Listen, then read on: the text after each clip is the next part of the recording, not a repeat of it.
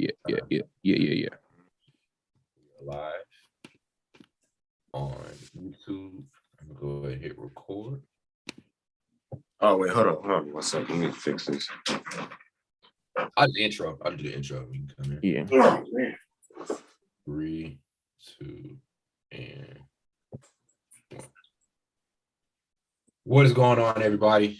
We're back on a Sunday. It's like a cloudy Sunday morning. I don't know why I'm giving the weather update, but we're back with episode number 90, 10 episodes away from the big 100. Some stuff's going on behind the scenes. As I said last episode, we're looking to get the merch going.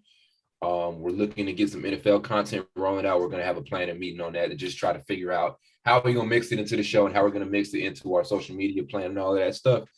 And a couple of other things, but we've got a lot in store for the League Report. Shameless plug. I started my own page, so go follow that. I linked it on Snapchat. Yeah. Any other stuff y'all want to get out the way at the beginning of the episode before we get started? I'm excited about today's pod. I'm very excited about today's pod. Very Preseason is starting. Yeah, I'll shout your page outside. His page is Todd Small 13. If you're interested, go and follow his little page. Get them followers. I don't think that's the right page, Carl. It is. I changed it, man. It is. Oh, it is? Okay. Yeah. Right. I changed it to match my Twitter. Yeah. Don't try to tell me ain't right page when it is. You can't be doing that. Shut up, boy. That's cute, Ty. I like that. That's cute. It ain't gonna be cute in a couple months. Watch. Stupid. Anyway, today I'm very excited about the pod. Carl had a great idea. That's a surprise. Damn. Oh, dickhead. Go ahead. Top 20 role player rankings. And the reason this is going to be very interesting is because the definition of a role player is very, very, very broad. So I want to go around first and ask off the rip, Blake, what is your definition of a role player in the context of the NBA? Somebody that plays their role. But the problem with that, that question, that answer is though. I know. I was messing around, but I mean, somebody that just, I guess I would say somebody that does the dirty work. Well, what they do doesn't show up on the stat sheet, but they're kind of almost that glue that holds the team together. Solid. Carl, what's your definition of a role player? Probably somebody that just, like Blake said, kind of just keeps the team together and like does the dirty work, but the other side of it just does their role, and they know how to do their role. Like they don't, what's the word? They don't pout if they don't get the ball or do this, do that. They just know what their role is on the team, and they know if they do that role, the team will be fine. Okay. Basically, someone who plays a specific. Yeah. So for me, it'll be like defensive specific guys, right? It could be a motherfucker that averages 5 points a game, but if he's like all defense, perfect example of a role player. There may be some role players that may be up 15 points a game or over. I still call them role players for specific reasons that y'all are going to see when we start giving out our lists. Also, just a guy who, and these could be, he could be a 3-point specialist, right? There are going to be a couple of dudes I've named here that are 3-point specialists. It's not, to me, it's not always just like, usually when we look at role players, we think about the rebound and that in the defense and shit like that. 3-point specialists too. There are a couple like Steve Kerr, a couple of names out there. So very tough definition. Because if I just say like somebody who plays a specific role, a motherfucker gonna come and be like, well, what if their role is to be a star player? And just muddy the waters and shit like that. So no, because we can basically just say these players are just specialists at something. Mm-hmm. Except for one dude on here, that's probably not a specialist because he can do like multiple things that I put on here. But pretty much everybody else is either 3-point specialist or just a scorer or just a rebounder or just they play defense. So you can say it like that too. Yeah. And scorer too, because a lot of people will look at it and be like, well, he averages a lot of points or he comes in, he scores the ball. How is he a role player? I'm going to give an example. I said his name a couple of pods ago, Vinny Johnson from Detroit. His role was to come off the bench and then go get you a quick bucket. Like there are a lot of players like that who are great scorers, whose job is to kind of come in and ignite the offense, but they're not really, it's tough to say, but they're not really a part of the team's big. I say really anybody outside of like your big two or your big three, would you guys say that they're like in that role player territory? Like if they're not in your big three and they're not like in your star trio or star duo. If they're outside of that, would y'all say that's like a role player, or is that too broad? Yeah. Okay. No, if you're not like a superstar or a star type player on the team, I would probably say you're outside of that big two or big three kind of lineup or whatever. I would probably say, yeah, you're right. Because it's sometimes it is hard to define a role player. Yeah. Some of these niggas on this list I'm like, damn, them niggas borderline star. Yeah. Because they made all-star teams, a couple of them. Yeah. It's a couple here who have a lot. But role players have made all-star teams, so that's really not. So I was like, yeah. Draymond Green. yeah. Bum ass nigga. Yeah. Shout out to Draymond Green. Yeah, I'm just playing. So we're going from 21. Who wants to get started with their 20th? Carl can. Okay, Carl just had a birthday. Carl just had a birthday. Shit, when was your birthday, nigga? Yeah, third, nigga. That's 11 days ago, nigga. You might same thing. You know what I mean? Hey, he might as well not even say anything, nigga. That was 11 days ago. I appreciate it though. You said it started at 20, right? Yeah, it started 20. I'm actually going to say, let me see. I was actually going to say Glenn Rice at 20. Okay. Yeah, 3-point shooter, specialist. Got a ring with Miami when D-Wade was there. I mean, when D-Wade was there, it was in 05. Yeah, I think 05. Yeah. So, yeah. 3-point special. Really can't say much about it. He can play a little defense too, actually. So, yeah. I defend that because somebody would come in and say, well, he was an all-star in his days in Charlotte and all of that. Actually won all-star MVP. But one of those guys who transitioned into becoming a role player. So you can technically, when he played in that role, he did it at a high level. Yeah, but you know why I thought of that? Because you can say the same thing about Andre Iguodala. Like in his earlier days with the 76ers, he was like a star type of player, but then when he went to Golden State, he kind of finished. So any player that kind of transitioned to a role player, I'm gonna call him that. I agree. Actually. So, but the one that's hard too is I wouldn't call Ray Allen one. That's the hard thing. I have him on That's the hard thing. And I know why you would. I know why you would, because I just contradicted myself, but it's just so hard for me to call that nigga role player. Even though you're right. Technically, you're right. I definitely have Ray Allen on this list, but I see what you're saying. They're could you say the inverse of that too? Like I'm just trying to be funny here, but like Kawhi Leonard, like he was a role player once. Now he's like he was. It's so weird. So like if you a role player once, you a star now, don't count. But if you a role player, I mean if you a star at first and then role player, so whatever's your most recent work, that's what we going by. Yeah. It's tough. That's like I said, it gets really, really tough to define who is one, who isn't. But I agree. If you made that transition, like another dude I'm gonna mention. Well, I don't want to say everybody's name, but yeah, there are guys who kind of made that transition. So this was a good idea. I'm glad it was a very good idea because you have to get very, very creative and you got to really explain your shit. I'm glad. Shout out to you, man, because I had no ideas and shit. Nobody else really did. He was like, let's go ahead and rank role players, because I know we always talked about it because of the Draymond like a couple episodes ago. Go ahead, Blake. Yeah, for my 20, I was gonna go Jason Terry. I think he was pretty consistent in that role across his whole career, but more so in Dallas, where he was I say he was a pretty big focal point in them winning that championship. Mm-hmm. So yeah, the second jet besides Kenny Smith, the other jet. He the real Jason Terry. Yeah. As far as I'm concerned, that nigga Kenny Smith. That's just because you don't like Kenny Smith, Ty. Nah, he just nigga be acting like he all-time player or something sometimes. When we did this, we was doing. He was good. He was good though, but Chuck and Shaq be on his ass on that inside the NBA. They be like, "You're not in this combo, Kenny. Just sit back and shut up." He said it just like Shaq too. That's so mean. That's so mean, bro. I have a very interesting one. Danny Ainge. 11 points a game while playing in Boston, 4 assists and 3 rebounds per game. Big part of those championship teams, kind of like they're starting two. Really, really solid backcourt, really underrated backcourt with him and Dennis Johnson. So I'm gonna put him in. He played in a couple of other teams after that. I know he played for Phoenix after that.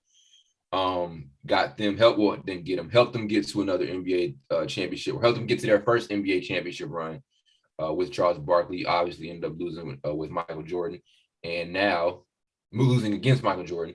And now he's screwing up the Utah Jazz. So shout out to Danny Ainge. Ainge. Most recent work is him screwing up the Utah Jazz. I forgot he was doing the. I'm actually going to say somebody that might surprise you. I was going to put him at 20, but I flipped it. I was going to put Dronas Ilgauskas at 19.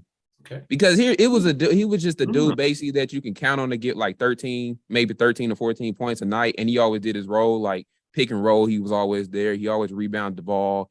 You can count on him to knock down a 15-footer, jump shot or whatever like that. So he was actually one of LeBron's favorite teammates. I know he said that before. So yeah, I'm putting him at 19.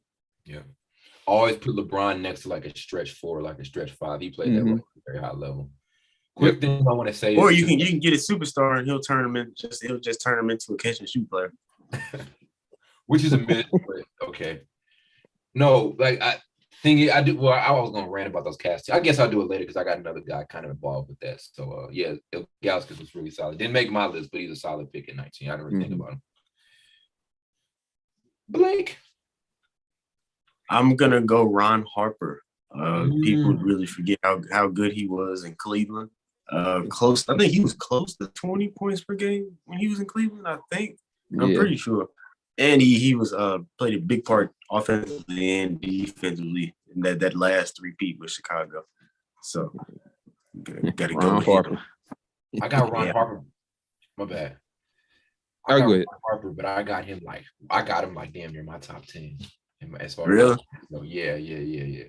I don't want to get too much. I'm gonna talk about him a little later, but Harper is solid, and he's a dude that I think injuries kind of plagued him a little bit, like after his stint in Cleveland. Yeah, that's true. I think he hurt his knee real bad. One of those years. Yeah.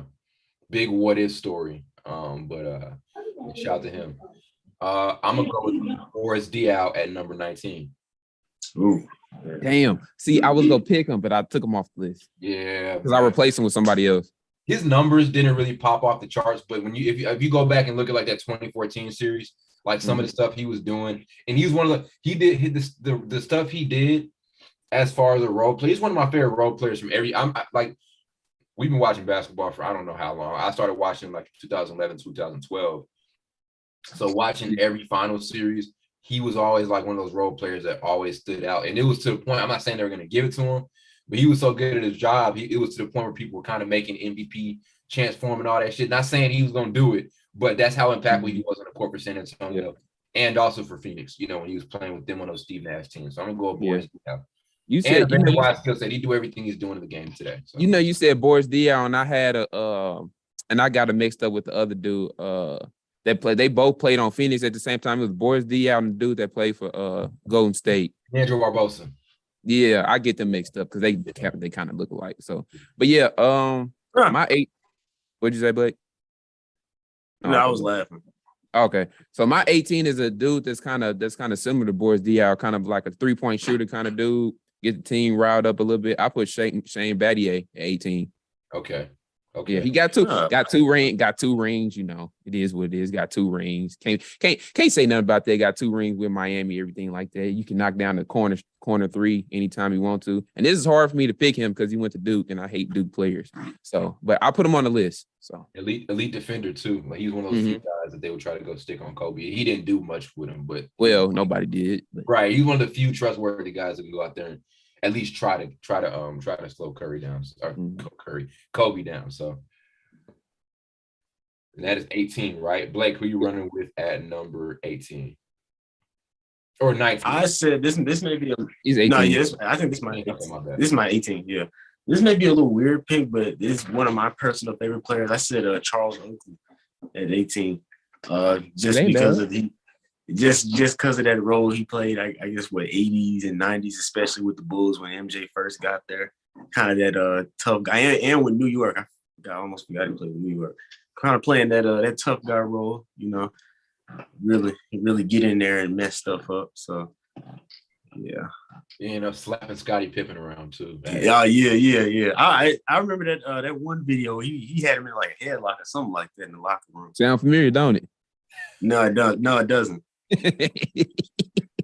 That was one of the I was probably never been a couldn't be me moment like that. Like I remember seeing that clip and I was like, that can't. Yeah, he put him in like that. Reminds me of that Anthony Davis video. Okay. That's different. That's different because he wanted that to happen. Oh, damn. He was smiling when it happened. So He was very awkwardly, a very awkward smile across his face. And I don't know who the other dude was that was up top. I want to find that out. I don't know who that was. Another man. That's all you need to know. No, we know that, but I'm just saying it was like, I'm like, dude, like you putting strange locker room activities. You can only that's your favorite team, son. What you talking about? Okay, yeah, it was. Was that our last team that won a title too? 2012 Kentucky? Nah, I think y'all were really close. Carnegie Towns and them, they won one, didn't they? No, we lost. That one pissed me off. Oh, y'all lost. Oh, yeah. No, I ain't gonna lie. That was like in 8th grade. Mm-hmm. Everything was going right for me that year. My team went undefeated and we won. And then I remember going and watching that Kentucky team. We were undefeated that whole season, and then we lost in the Final Four to Frank Kaminsky. Your coach overrated. White man. He is overrated. He overrated what? Blake, he overrated what? Huh? Nah, damn, nigga. Yeah, he can't build up. God damn. Because you just said white man. I said he's overrated what? I want you to say. Oh, no, I didn't hear you. But yeah, okay. They need to fire him. That boy cannot coach. I ain't say that. Cal probably got like a lifetime deal with Kentucky. He's leaving on his own terms.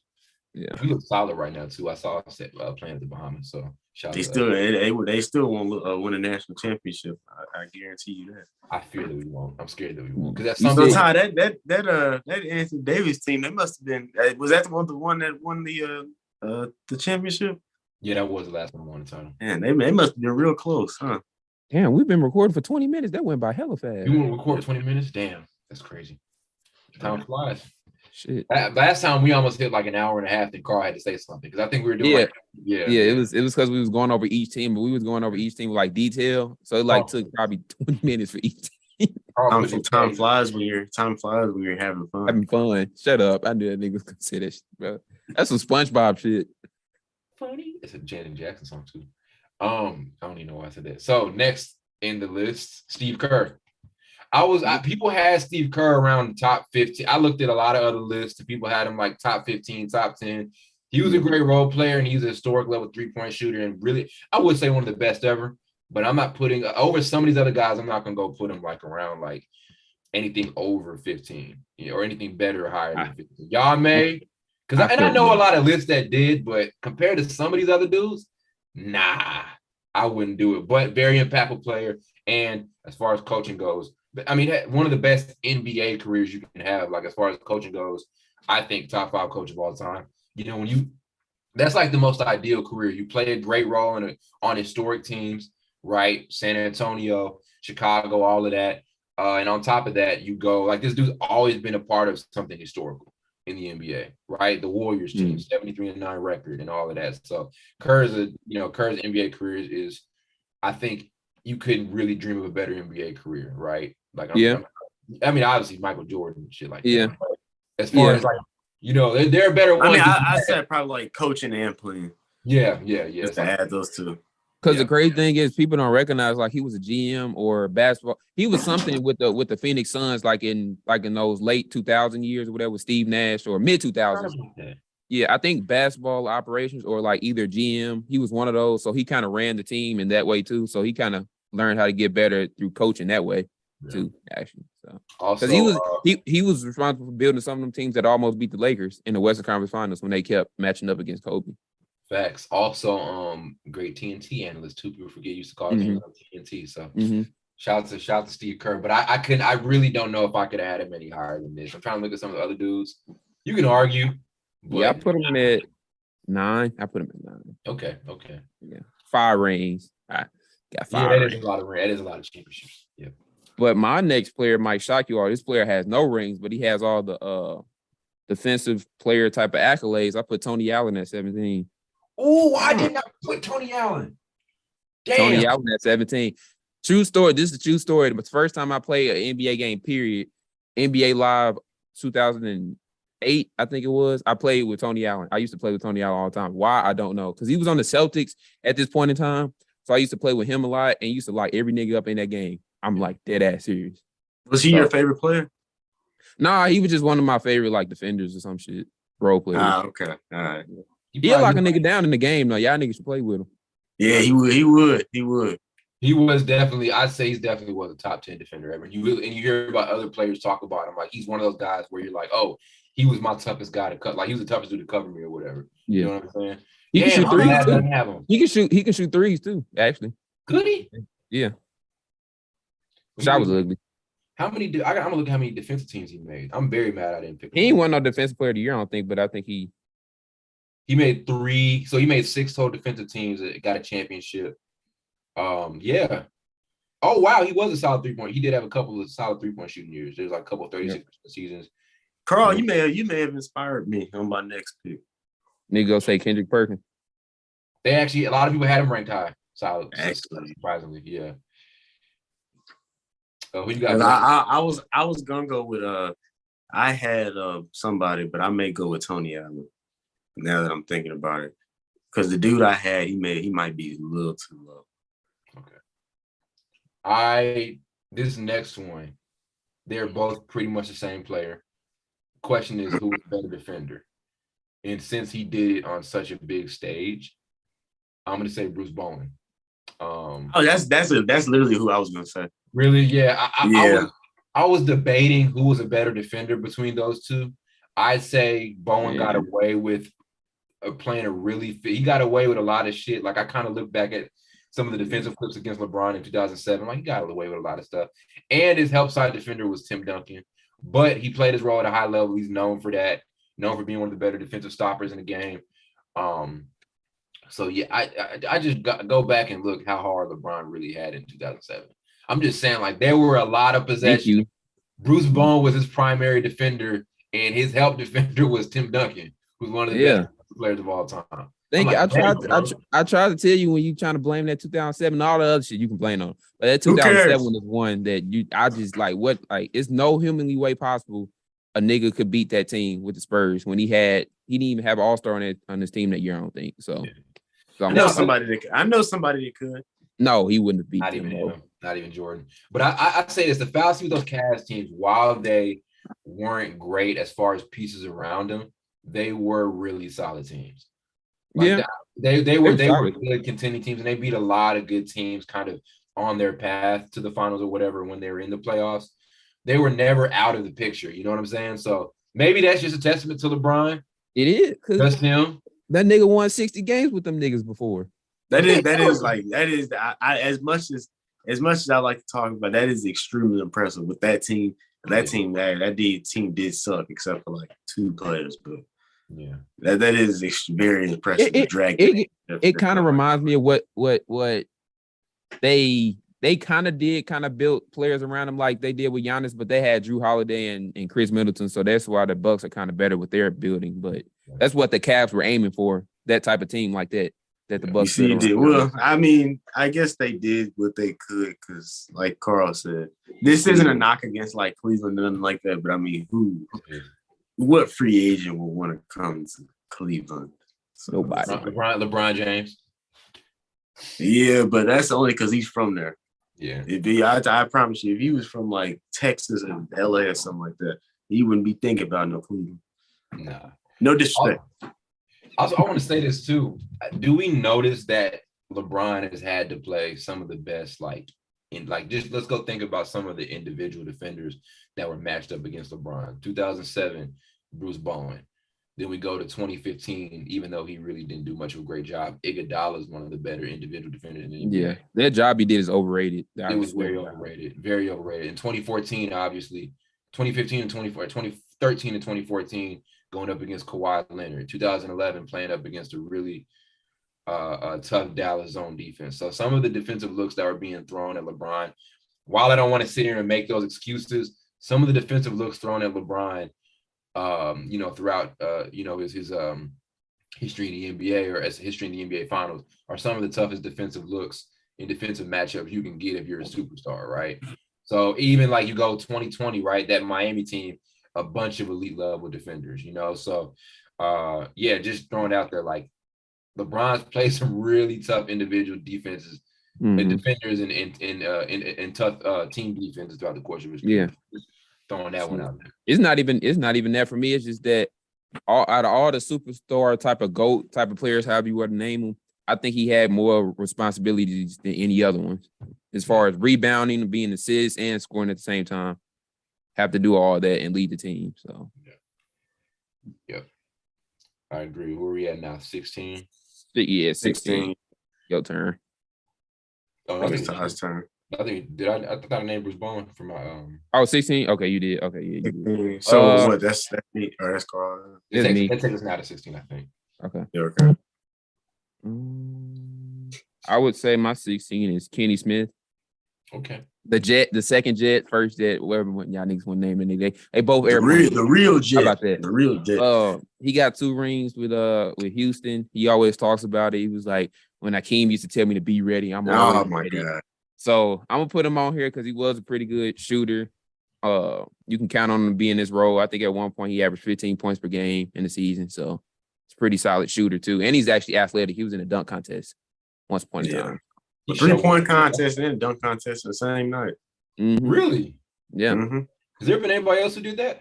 I feel like I don't know. That's a good question. Maybe one. I don't know. Paul George type shit. I don't know. Yeah, if it be anybody, it'd be him. I don't think he did it. So Kenny may be the only motherfucker who did that. Interesting fact. Yeah. Kenny. Huh? Or Blake Facts. Blake came up with that. Had that information. Good shit. Blake, 16. I'm going Bruce Bowen at 16. I had him at 17, but I was like, I thought it was a little bit too low. Plus, I didn't want to put a couple of people over him, so I'll take him at 16. Okay. 16. I got Iguodala. I got Iguodala at 16. I don't really need to explain this one.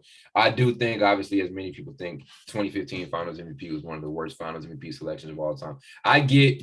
I think it was okay. He had the toughest defensive assignment guarding LeBron. Anybody who averages over 30 points a game with virtually no other, like your second option, like in that series was like what? Matthew Dellavedova. Yeah, like I'm not giving anybody awards for defense if you couldn't. Like LeBron averaged, like I think over 35 a game that series after Kyrie and them got hurt. Iguodala didn't really do shit defensively. I think Curry should have 2 Finals MVPs, obviously. He was definitely robbed. I'm gonna give Iguodala's credit, like as far as going to Golden State and playing in that system at a very high level. Passed well. We kind of got to see his ability as a passer. Once he really hit that system, elite defender. I'll say that, like, while he didn't clamp LeBron, Iguodala still is an elite defender. Great years in Philly, made an all-star team in Philly, and one of those guys who kind of adjusted into that role player role. He kind of started in that role, had he always kind of shined in it, became an all-star one time, and then really got pushed into that, non-high priority role, once he kind of hit Denver and then once he hit Philadelphia. Once he hit Golden State. So shout out to Iggy, even though your 2015 Finals MVP was some bullshit, but shout out to you. Yeah. So at 15, I actually got 15. Yeah, I actually got Lamar Odom. So good. He's one of the only like left-handed stretch forwards I've seen in my life. I don't know if I ever. He's stupid. Y'all so evil, bro. Yeah, I looked up. This nigga was doing some shit.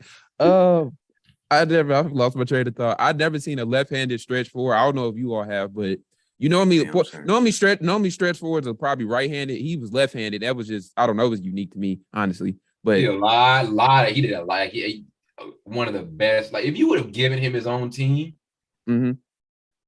his skill set was like I don't want to say ahead of his time because obviously LeBron was there. Well, they tried to kind of when he went to the Clippers, it just didn't work. True, very true. So did he go to the Clippers? I think he was with the Clippers before the Lakers. Yeah, so they tried to do it before. I think it just didn't work. I think he works best with a superstar and him being like the Robin to them or whatever like that. I look at him as like another like Michael Beasley type of player. He reminds me of him a lot for some reason. Michael Beasley. He got 2 rings with the Lakers, so yeah, I'm gonna keep him at 15.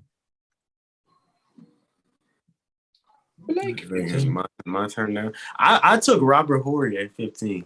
Whoa. Just based off that clutchability and too low. He came through almost every time the team needed him. So I got to take him at 15. I had to put him somewhere.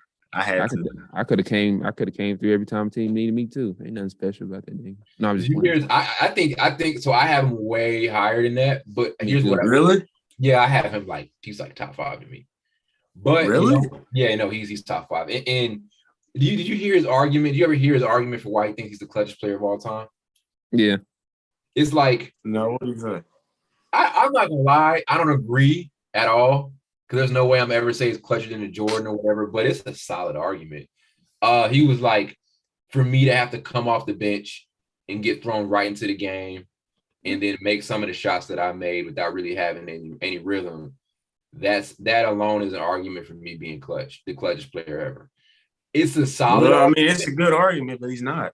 Yeah, I'm about to say it's a really good argument because rhythm is everything, right? It is very tough to go into like that. Like Carl's been to an NBA game. You know how loud that shit is. You know how loud a Vashon versus CBC high school game is. So imagine how it is in that arena, in an NBA arena. So you're going in, checking in out of nowhere, no rhythm. You're not really a create my shot off the dribble guy, and you're immediately coming in and making some of the shots he made. Solid argument, but you're not the most clutch player of all time, like Blake just said. So, yeah. It's all right. It's all right, Bob.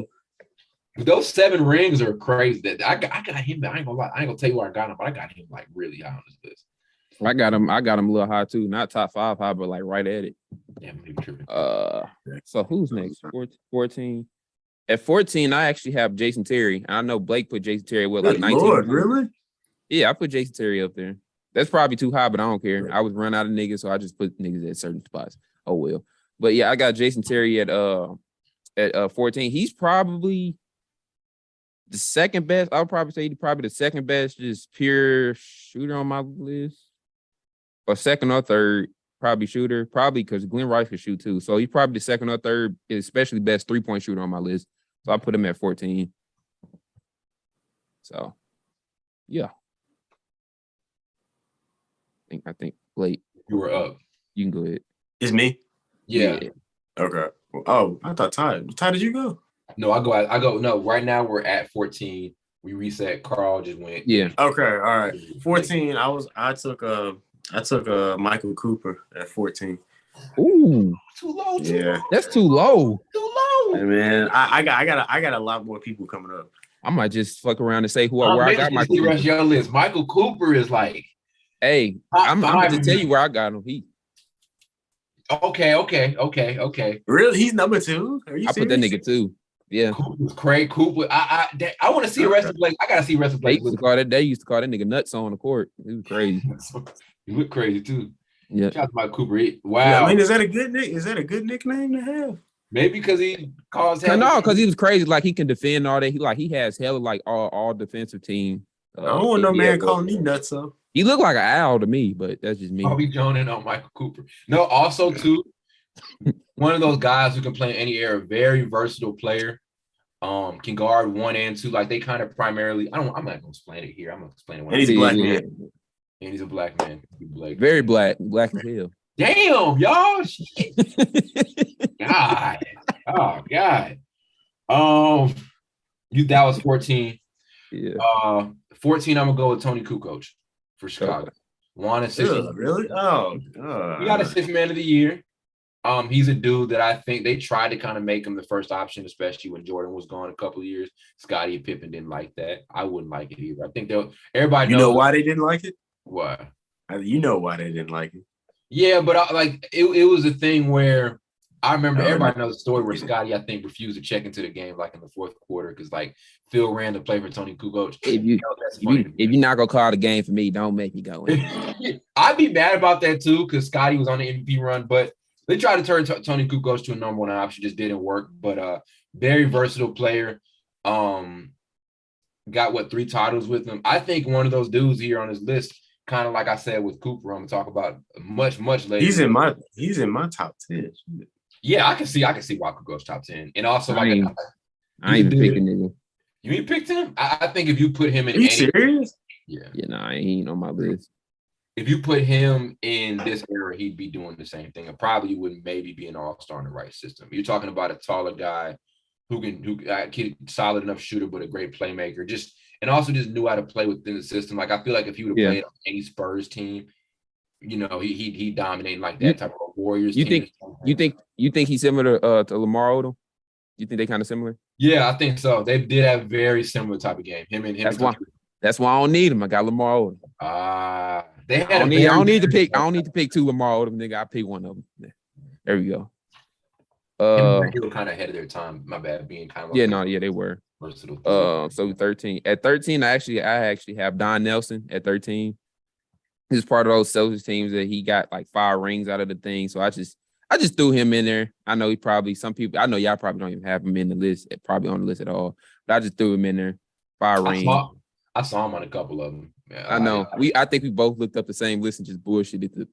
Well, no, I looked at that list. What I did was I looked at the list and I just moved out guys that I did because I just have to. One of these lists had him top 3.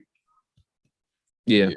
What I did was I looked at the Bleacher Report list and I just hashed out guys that I just got to like. If I saw what their impact, and I just couldn't have like certain players. Some guys are undeniable, but I couldn't have certain players that I just didn't really watch. Like I think I looked at it, hashed it out, and then added some guys here and there. So, Don Nelson definitely did not make my list, but I can see why because of what he did for those Celtics team. Like 5 rings a lot. So, yeah. Blake, we are at 13. I'm going Iguodala at 13, given what he's done, what he did for Golden State, and even what he did last year, even though he was kind of hurt, but still getting it in. And even though that finals MVP was kind of fraudulent, he still did play a huge part in the making of that dynasty. So I put him. Well, that's my 13. I got to put him at my 13.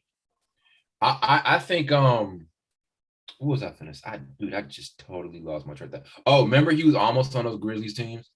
I'm really mad. Right? Yeah. That would have been so cool to watch, bro. I'm saying, dude, because he would have been. They really don't have like that veteran. Like they ain't got that veteran guy. Like he would have been perfect if they would have had. Because they almost had him in Ja's rookie year. Yeah, I think either his rookie or his second year. Yeah. To me, that's extremely lazy what that nigga did. And he won a championship with Golden State, I know, last year, but he didn't play at all. Like he really didn't. He was he didn't play. Like he didn't play a lick. So for him to do that is really shitty. It was, and it wasn't that. I'm not mad that he wanted to play for another team. It was how vocal he was. I'm like, bro, really? And and you're always giving the younger players advice. Like it would have been kind of cool for you not to be really vocal about not wanting to be there. Yeah, no, because he sat out. He didn't even want to play. He said he didn't want to play. That's some little girl shit to me. But yeah. Hey. I would say, if they would have had him in that bubble, then they would have probably beaten Portland in that playing game. They got cooked by CJ McCollum and Dame in the game, and they probably would have matched up against the Lakers in that first round, would have got swept. But they could have gotten there. So who knows? Yep. That was what? 13? 13 for you all. So I'm gonna go say my 12. Oh, I didn't have my 13, my bad. Okay. I was building off of Blake. I said Horace Grant. He made an all-star team. Literally, I think the epitome of a role player playing that 4 position. Did it for every single team he was on. Solid defender. All of those things looked a little weak in them Last Dance documentaries, But very weak. Yeah, but solid career. 4 all defensive teams, 4 rings. Like I said, an all-star in 94. Wouldn't have been one though if I think Jordan was active in the NBA around that time. But I'm gonna put Horace Grant on that list. Shout out to Horace. Anybody have Horace Grant here? Nah, I was gonna put him on my list and I just didn't. Okay. I only put how many Bulls niggas did I put on this shit? 1. Yeah, I put like 3. I don't like them niggas like that, so I just put 1 of them niggas. I know why you didn't, because you're a hater. Nah. But no, I put at my 12, I actually have Ron Artest, Blake's favorite player. Malice at the Palace. Isn't that what they call that shit? Yeah. Oh, yeah. Yeah, so he's a fighter. He's a fighter. You won't give up. He'll fight for you, everything like that. He's one of those premium 3-and-D players on this list that I made. So anytime you're a premium 3-and-D player and you're a role player, that's success right there. So let's go talking about Meta World Peace. Yeah, Meta World Peace. Yeah. This dude's career he had a hell of a career. NBA champ. NBA All-Star in 2004. So people really forget what he was doing before becoming that role player type of guy. Obviously, what happened at the Masters of the Palace kind of ruined his brand, but he was shot creator level early 2000s when he came into the league. All-NBA third team that 2004 season. Defensive Player of the Year 2004. Two-time All-Defense first team. Two-time All-Defense second team. All-Rookie second. That dude had a career. That's a hell of a career right there. And like I said, big what if story. If the Masters of the Palace didn't happen, what would he have been? You know what I'm saying? So Ron Artest was, or Metta World Peace was a hell of a player. Very solid pickup. I'm mad that I didn't pick him. And I may low-key make a replacement, but I'll do that a lot later. So yeah. You got a couple players. You ain't pick Tony Allen. Yeah, I know, man. I'm mad I didn't get Tony. Like, so for my 13, I was kind of like in between 12. on him, or 12, my bad, 12. But I'm gonna go Ben Wallace for my 12. I kind of think he's kind of role player. I think kind of like the stats they kind of reflect that as well, especially like what he was doing. Okay. More so rebounding and defending. Not much of a scorer, but really one of those big time glue guys that was like one of the big presence for them. Yeah. Let me ask you this then. If you would say Ben Wallace, I'm assuming you would say Rasheed Wallace is one too, right? I think so, yeah. Okay. I think so. Thanking your argument, he definitely is. He needs to be on this list for me. That is a good pickup. Not his best season was 9.7 points a game, but he was such a great defender. I got it. If I'm going to argue for somebody who I have at number one, I'm going to make a replacement and put Ben Wallace here too. That's a hell of a pickup. But 9.7 points a game, but he was that good of a defender. Everything else kind of took backstage. Like 4-time All-Star. This is off of a dude whose best season was 9.7 points a game. Mm-hmm. Now, I feel like 15 rebounds. Yeah, that's true. I was going to make a Draymond comparison and ask Carl, but Draymond averaged on 15 rebounds a game, so never mind. No, he would kill that nigga. Damn, 4-time All-Star, 3-time All-NBA second, 2-time All-NBA third, 4-time DPOY. He's on my. I gotta make a replacement here. Shit, I should have made a replacement. Shit, for Don Nelson, put him right there. Honestly, that may have been the best pick so far. I'm not gonna lie. Thank you, I appreciate that, boy. Because I remember I see all the All-Star appearances, and I just forgot that he didn't average over 10 points ever. So I'm definitely replacing him. Yeah, I'm replacing him with somebody on here then. Yeah. Yeah. We're 11. Oh, this is my pick, isn't it? 12. Yeah. At 12, I had Jet. 2011 champ. He's this. I think I have him this high, top 10 all time with 3-pointers made.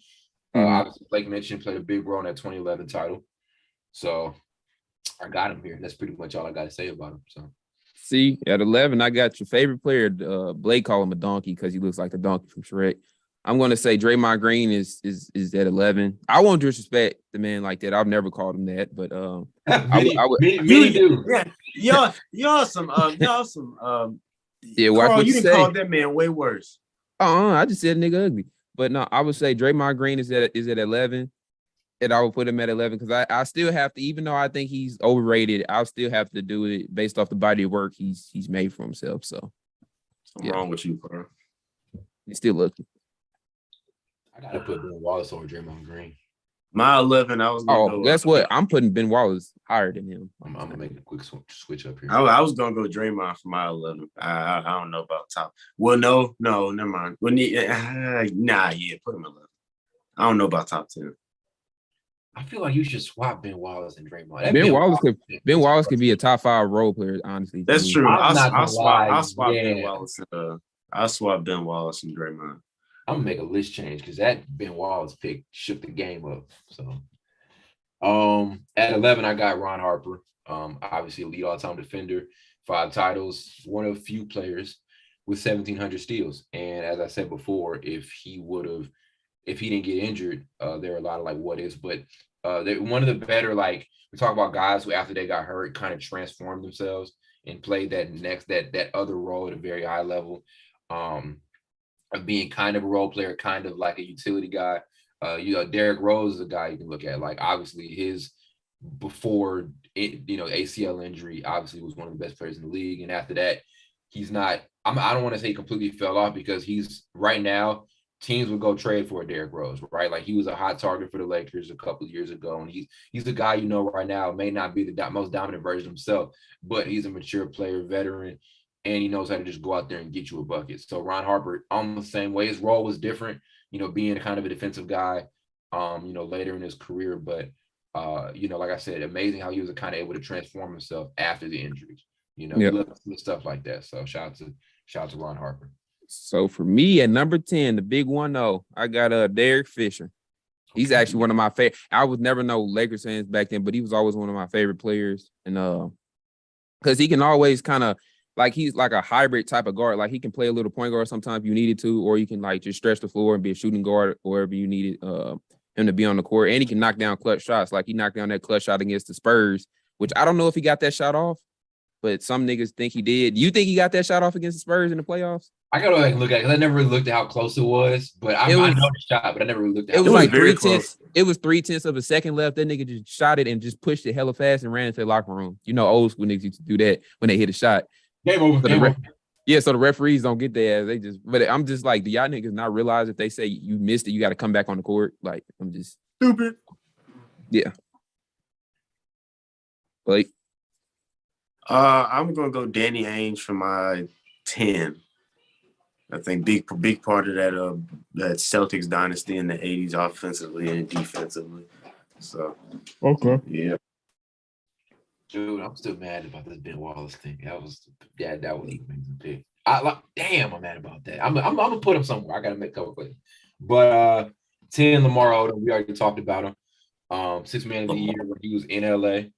Double-digit points and boards also coming off the bench. That's a rarity for a dude off the bench. You usually see double figures off of like one major statistic, for a guy off the bench, probably points. Rarely is it anything else. Never been a guy really came off the bench and averaged double-digit assists or averaged double-digit rebounds. Maybe a couple, but for him to do that is very significant. And I was also would have liked to see what he would have been able to do if he would have been able to kind of seep a little bit into this more modern style of the game. You know what I'm saying? Obviously, things happened after 2011 and all of that, but if he was able to kind of seep around 2013, he obviously played for the Clippers around that time, I think, in his second stint with them.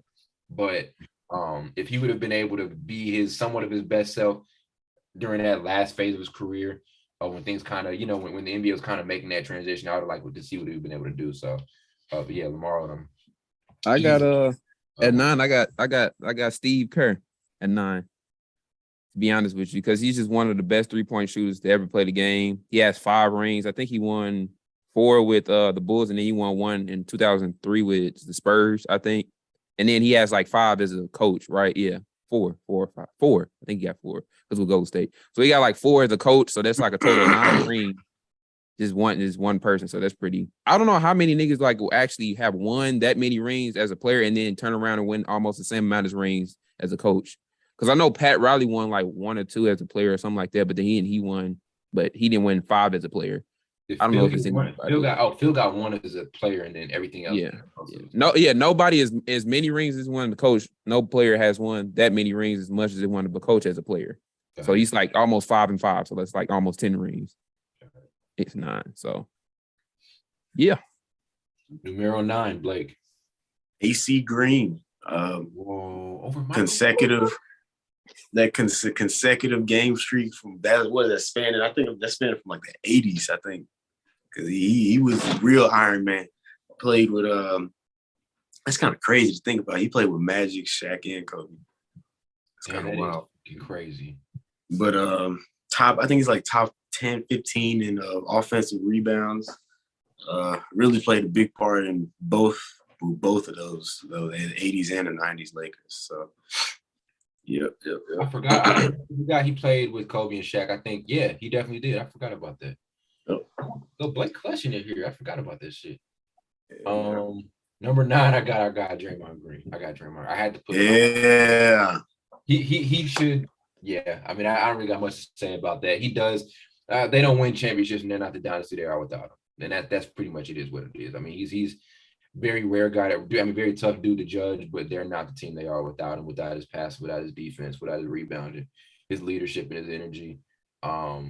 It is what it is with him. So defensive player of the year once. I think he won 1 or 2 maybe. I got to go back and look. 1, yeah. He got 1. Yeah, and he's actually been probably runner up a couple of other times.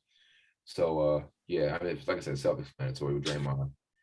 He still has a chance to get a little higher on his list, not over with. I thought by this point he'd be like top 5 maybe, but I can't because nope. I thought by this point he would be. So yeah. At number 8, number 8, I got he might be a little too low, but well, I got Robert Horry at number 8. I actually thought about putting him at like 4 or something, but then like I don't know, I just didn't. So I'm gonna keep Robert Horry at number 8 because he got 7. I think he has the most rings out of anybody on this list. Yeah, no, he actually, he does. Because I had John Havlicek on here at one point. I was about to say I got him too. Yeah. I took him off. I got to switch Robert Horry. I got to switch Robert Horry. Yeah, because John Havlicek got 8 rings. I'll put somebody else at. I think I had Robert Horry at 15. I'll put somebody else at 15. I'll put Robert Horry somewhere in my top 10. Because I had John Havlicek at 6, but I think I'm making Ben Wallace switch, so I'm gonna put him over Ben Wallace. I'm gonna just maybe take John out the list. I don't know, because I have to put Ben. Yeah, or because I can't, or I might switch him as like put him in like 18 or something over Shane Battier. I'll probably do that or something like that, but. I got to put Ben Wallace on the list, and that's the only motherfucker I can see me switching somebody over to John Havlicek. But I'm now keeping it number 8. I'm gonna keep Robert Horry right there. So, my 8, I'm gonna probably go Lamar Odom. Resume speaks for itself. Played with Kobe. Was his sidekick for a while. So, incredible player. Great player. Great guy. Number 8, I'm going with Derek Fisher, starting point guard on 5 Lakers teams. Starting point guard on 5 championship teams. I gotta put you here. That's a cute one. Yeah. How about this? Well, how about this at the end of it? Since you all got one player I know that you all like, you get an honorable mention. That'll help probably clear at least all that. So to make up for a player we might miss. No. Or I was gonna say you adjustments at the end of everything. There we go. Because like when you keep going through this list and you realize another nigga say one name you miss, and can't go. And it's hard to go back and change that list because it just seems unorganized when you do that. When you go back and say, "Oh no, never mind. Let me forget about him." Because I don't want to leave John Havlicek out, but I want to put him lower. I want to put him lower. And my number 7 is actually going to be. I'm going to put Ben Wallace at number 7. In. I'm going to put Ben Wallace at number 7. I forgot to, but Blake reminded me. He was a star in his role, hell of a rebounder, defensive player of the year. What? 3? Was it 3? 4. Damn, even better. God, 4. Has anybody ever won 4? I think does he have the most ever? I know that nigga won 3 in a row at one point. Type shit, didn't he? Or at least 3 out of 5. Something. I think he may be the only guy that has 4. I gotta look at most defensive player of the year. That's crazy too, because he looked like a damn defensive end out there too. He do, yeah. Or a tight end. Yeah. But that is a scary man. They said nobody wanted to fight with him. No, him and Dikembe Mutombo are tied. They both have 4. I know. I don't think. Do you guys think that's a record? Is that a record that probably won't get? 4 is a lot. I thought at one point Giannis would break it. There you go. Yeah. He probably would. He might not break it. I think Giannis is tied. I think Rudy's got a chance to out tie to break. He's got 2 already. Yeah. And I think he's gonna. I thought Kawhi had a chance. My next pick might be a little surprise to y'all. Okay. So I had Bill Laimbeer at my what was it, my 7, I think? 7, yeah. 7, yeah. 2-time NBA champion, a couple of all-stars. Big time part of the late 80s, mid 80s, late 80s Detroit teams. Put his WNBA coaching career status. Oh yeah. He's a I think he does. I think he coaches. Does he still coach? He got a championship. No, don't he? Yeah, I don't think he coaches with them anymore. But yeah, okay. Yeah, he's a coach for the WNBA. Shout out to him.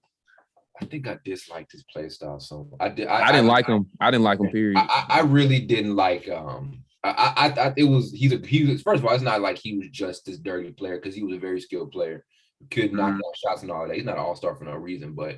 I didn't like Detroit's style of basketball, especially when it came to Jordan. It was just kind of whack. Like he gets to the paint, knock him on his ass. Like, they took kind of that football approach, to be honest. Yeah, that's actually soft because you can't stop the nigga straight up. Yeah, that's like I get like force him left, force him to play his weaknesses, but hurting him up. Okay, come on now. That's like no. it's trash. It also shows you at that time. I don't think the league, the league protects certain players. It kind of showed you at that time how grimy it was, because you would think the league would rule against some shit like that or call harder against that. No, they let it happen. So all them niggas was playing street ball, basically. Yeah. I didn't like. I mean, they were all very skilled players too. Like that's the thing about it. Like Dumars, Lambeer, all those guys. Yeah. Rodman, so. And the thing is, they make it seem like some players they wouldn't last in that, but they not realizing some players today are way bigger than them. They would damn near kill. Giannis would.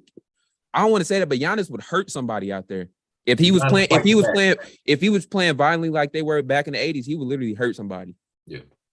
Giannis to fight back, LeBron, as soft people try to make people kill me with he flops. Flopping is just a tactic. Flopping don't mean you're soft. Flopping is a tactic. Have to leave flop. Yeah. We're at 7. I got 1. I don't know if y'all have him, and you can argue he's not a role player. Maybe I got Ben Gordon. I made the point. It made the point like at the beginning of the episode. Like I guess if your job is to come off and kind of be like a scorer and just ignite things. Then you can be within this role. He did have a couple of 20+ point a game seasons, so it's kind of weird having him here, but he did exactly that for Chicago. Came in, he was a bucket initiator for him. One of the better bucket getters. Like we talk about guys who can just score and get you a bucket off the dribble. One of the elite dudes of kind of like that late 2000s, mid 2000s, around that time. So I'm going with Ben. You can argue him not being one, but he doesn't have an all-star.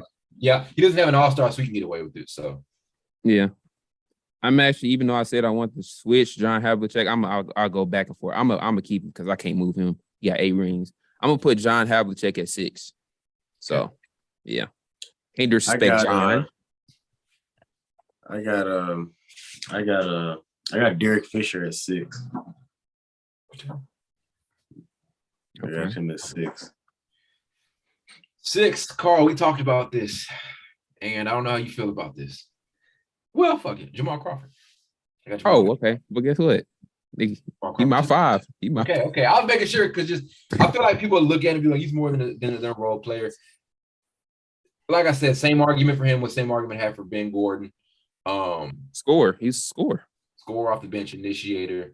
I got it. If he's doing that. It's to me, bro, it's like 6 men. To me, I've always looked at this is my opinion. 6 men is like the ultimate role players. Yeah. That's because they're 6 man for a reason. Because a 6 man now, the tricky thing is a 6 man can play starter minutes. We've seen that with Lou Williams a lot. So it can get tricky, but to me, you're a 6 man, you're a glorified role player. And you can be an all-star at the 6 man level. We've seen it happen. So but Manu. Yeah. Lou, I feel like Lou got robbed. There's a year with LA when he was at the Clippers. That was like he feel like he got robbed. Not even with the Clippers. He got robbed before with the 76ers. That's when he was at his best for me. 76ers Lou. He was actually one of my favorite players then. But yeah, I got Jamal Crawford at 5. So Blake, you can go ahead. I'm gonna take Tony Kukoc at 5. Okay. It's high. 5, I got Coop. 5 championships, 1987 Depoy. 8 straight all defensive team selections. Was kind of the dude that kind of stick on Jordan a couple of times. Switch him and Tony Kukoc. Never mind, I can't do that. Yeah. We're gonna make a switch. We're gonna make a little switch list at the end if you want. Yeah, we're gonna have to. I told you that Wallace thing changed. Switch that. I fucked up. I hope y'all got my number 1 in y'all top 5. I think we all. I feel like we all have the same number 1. We should. I think we know what it is. There's no way. Okay. We may. We'll see. I feel like we'll figure out. But yeah, Coop was amazing. Like I said, I think offensively he's really solid too. Like he's one of those guys you look at like what he did defensively. Very solid offensive player. Can handle the ball. Can play the point. Can play the 2 position. Yeah. So I got him here. I'm mad that the AC Green record you mentioned, kind of talking about those 80s Lakers teams. I didn't know. I forgot about the Iron Man record, and I forgot about how long he played, his longevity. I have him here, but that alone is a hell of an argument to have him on his list. I'm kind of mad at him. I didn't know that number. So 4, I actually have. We just mentioned him. I actually have Lou Williams at 4. Okay. Because it's hard to pick between Lou Williams and Jamal Crawford because obviously Jamal Crawford had better handles and all that, but Lou Williams to me is a more polished scorer, honestly, in my opinion. Mm-hmm. So I put him at 4. That's tough. That's a tough one though. Let's ask the people, Jamal. That's a tweet. That's a tweet. That's tweet. That's tweet. That's tweet. With a video. I'll take 4. I'll take Lou Will. Okay. It was not on this list for me. But I'm gonna go with John Havlicek. 8 rings is very tough. 8 rings of players is very tough to compete with. Yeah. So. I'm gonna put him in my honorable mention. Okay. Okay. Also lock down Julius Erving ones too. So. That's actually kind of cool. At 3, I got Mr. Euro Step himself. I got Manu Ginobili at 3. It's he's I knew one of y'all was gonna pick him, and I'm gonna challenge yeah. him. But the thing is, to me though, like if you call him a role player or whatever, I honestly feel like I don't know how y'all feel. I can argue him being 1. I'm not gonna do it, but I feel like I could because his body of work is crazy. He got 5. I think he got 3 rings. He got 3 rings, but his just body of work and he got 4. Mm-hmm. He's got 4 rings, but the skill set he had, the 3-point shooting he can do, he had handles, he had all that. So I'm gonna put him at 3 though. I gotta push back on that. I knew one of y'all was gonna pick it. That's why he's in the. Yeah, I picked him. He's in the top 3. He was in there, or he was in their big 3. Mm-hmm. So he was. He was a 6 man though. There's your argument there, but there were years where he started kind of in his prime, his best years where he was the starter. He was a part of their big 3. And he still came off the bench, bro. But he was a 6 man. He was a 6. I feel like you can go both ways. He still came off the bench, bro. He was not like that. Yeah. He was a part of their big 3. That's a good point. But he was a 6 man too. Yeah. And my 6 big 3, he can't be a role player to me. Yeah. I knew one of y'all was a big. You can go both ways because I see that's a valid point. But then I said also I can't contradict myself. I said if you a 6 man, you a glorified role. Damn it. I'm gonna leave him on there. It's a tough balancing act. I had him, but I'm gonna leave him on there, bro, because he was. Yeah, I'm leaving him on mine. Six man. I'm gonna put him on there. How about I bump it down to if you're not the best 2 players on the team instead of 3? How about I don't care. He's 6 man. I'm leaving him on the list. I have an interesting question to ask y'all. My bad. Okay. Was Chris Bosh a role player in Miami? I think once LeBron and I think when LeBron and D-Wade were there, yeah. Nigga, that's when he was there. So. Yeah, I know, but I'm saying, yeah. I mean, that's what I'm saying. I know it sounds kind of weird, but what I'm saying is like with LeBron and D-Wade. Okay. Once they left, I think he was kind of like.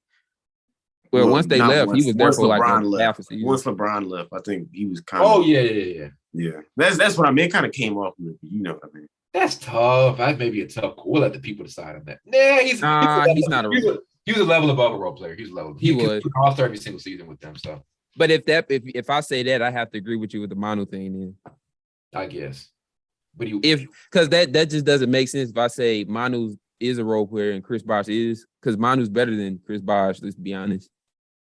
It's tough. I think they're both role players. To be honest with you, bro. I can't have Manu as a role player, man. I can't have Chris Bosh. They're kind of like tweeners, but when it really comes down to it, I think. Well, Chris Bosh to me is more of a tweener than Manu was. Because what was the specific role Manu had to play? Like, what was this? He did so much. It was like not one thing you could really lock him down in. That's really it. Fuck this nigga right. I thought Manu was. I knew one of us was gonna pick Manu because Manu was tough. This nigga right.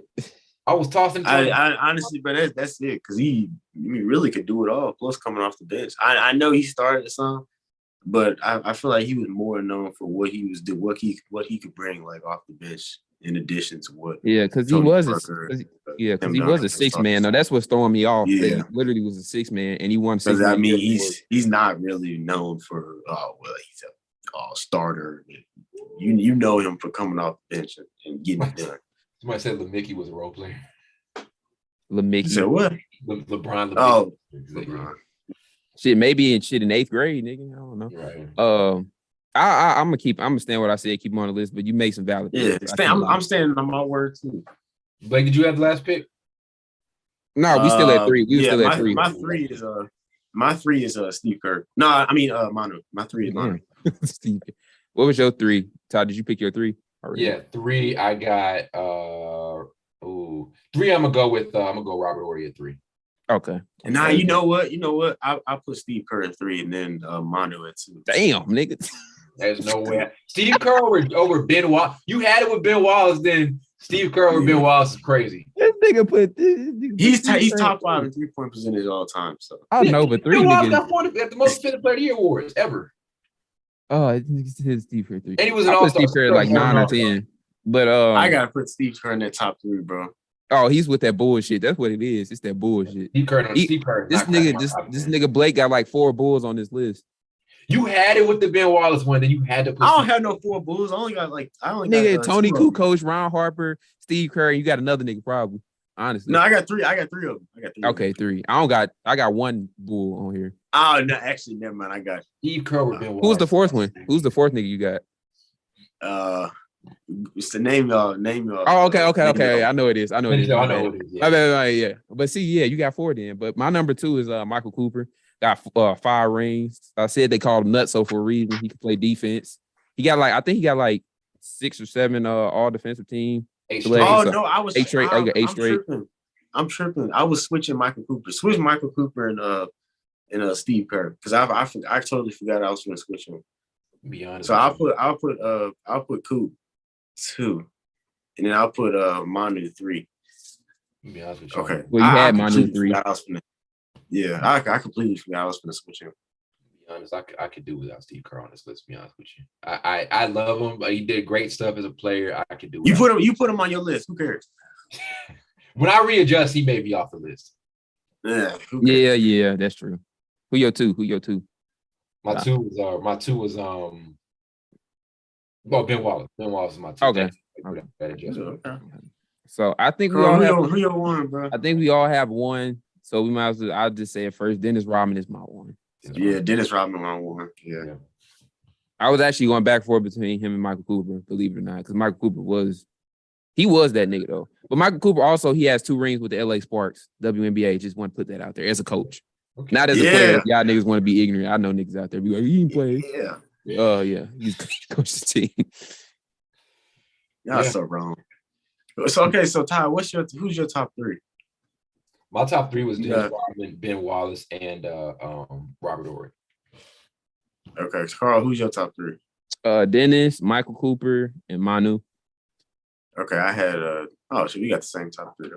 Mm-hmm. Yeah. Let me tell you what's crazy. I gotta call out. No, I had Manu at 3. Never mind. Cooper over Manu. I gotta call a couple of these takes. Cooper over Manu is crazy. Steve Kerr over Ben Wallace is crazy as hell. Yeah, I ain't say no Steve Kerr over Ben Wallace. You killed him. I told you I switched them. Oh, you did. I had Cooper at like 14. Yeah, but Michael Cooper, I just put him to me. I just put him over Manu to me because it's just like I don't know. Defensive selections is like I think plus, I don't know. 8 defensive selections. He got 5 rings. I don't know. It depends what you're looking for. Plus what he did in the 80s. You got even if that player is better, it really depends what you're looking for. How you define that word role player. I'll say off the bat, I'm taking Steve Kerr off this list, and I'm gonna put AC Green wherever Steve Kerr was. Sorry, Steve. I gotta keep AC Green in that top 10, bro. See, I'm gonna take Ilgauskas out. I'll put Bruce Bowen on here because I forgot about that. Because I actually moved Bruce Bowen off the list when I seen y'all naming some of these other niggas, so I had to bump them off. But you could take Steve Kerr off and put there's a couple of dudes you can put on there. Take Draymond Green ass out, but I'm not. I can't do that. It's a couple of dudes you can put on there instead of Steve Kerr. I didn't name Andre Iguodala on here. I might. Nah, fuck it. I don't care. I'm gonna keep Mike Miller on here. Mike Miller. Who did Mike Miller at? I had Mike. Oh damn, I ain't named Mike Miller, did I? Nah. No, because I replaced him with Glenn Rice. So I didn't name Mike Miller. I left him off. I really could replace Glenn Rice with Steve Kerr. To be honest with you. Oh well, I stand on it. It is what it is. This was a very tough list. So Bleacher Report called it one who plays mainly in specific situations, what they call a role player. Everybody's got their different definitions of it. Because it's not like they make it sound like, oh, we just put him in the game just for this. Like there's not that. Like that's not how basketball works. You don't put a guy in the game. You put him in certain lineups or whatever. Hey, if this was like a top 25 list, Eric Gordon might have made it. Eric Gordon might have made it there. That's very true. PJ Tucker might have made it, to be honest. Just like top 20. They had him on the list. At one list I looked. Who else? Another nigga. It's a lot of role players. I think my best pick on here, that's just like the best pick in general is Tony Allen. I feel like nobody. Yeah, no, I'm mad I didn't get Tony Allen. Sean Livingston, you can kind of say, I mean, just really based on what he did in Golden State, but he was lethal as hell off the bench. Like he did some shit where if you were trying to root for Cleveland, he come in, it was kind of hopeless, right? Like he just made they're like the pull-up J, one of the best pull-up J's of all time. Yeah, I think his role, he played his role better. Well, no, not necessarily Iguodala, because Iguodala was great in his role, but I like Sean Livingston. Let me think. Who's the name you said before? Somebody y'all said something before. I said a name a couple, but like before Sean Livingston. PJ Tucker? Not PJ Tucker. Oh, because I'm gonna use him. Mike Miller. Eric Gordon. Eric Gordon. Mike Miller. I don't know. Not Mike Miller. Fuck. I forgot what y'all was saying. But Kyle Korver. Not Kyle Korver. He would have. He probably would have been here if it was like 30. If it was 30, he'd probably be here. Yeah.